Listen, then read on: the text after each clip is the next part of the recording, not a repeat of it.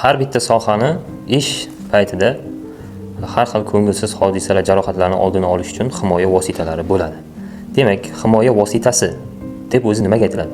Ishlab chiqarishdagi xavfli va zararli omillarni bir yoki bir nechta ishlayotgan xodimlarga ta'sirini oldini oladigan yoki kamaytiradigan vositaga biz himoya vositasi deya ekanmiz. Endi elektriklarda elektr himoya vositasi mavjud bo'ladi. Va elektr himoya vositasi deb nimaga aytiladi?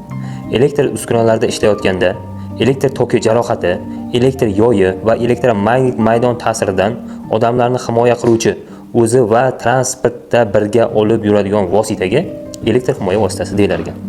Elektr himoya vositasi ham asosiy va qo'shimchalarga bo'linadi. Endi asosiy himoya vositasi deb nimaga aytiladi? Asosiy himoya vositasi deb izolyatsiyasi elektr uskunalarining ishchi kuchlanishiga uzoq vaqt bardosh bera oladigan va kuchlanish ostida bo'lgan tok o'tkazuvchi qismlarga tegish imkoniyatini beradigan himoya vositalariga asosiy himoya vositalari deymiz.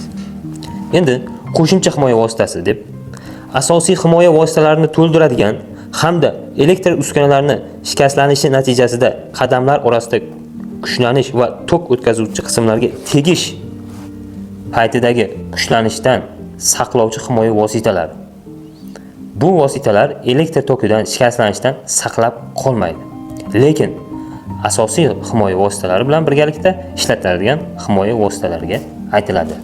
Demak, biz hozir asosiy va qo'shimcha himoya vositalari deb nimaga aytiladi degan savollarga hamda o'zi elektr himoya vositasi hamda himoya vositalari nima deb savol berilganda mana shunday javob berishga harakat qilamiz.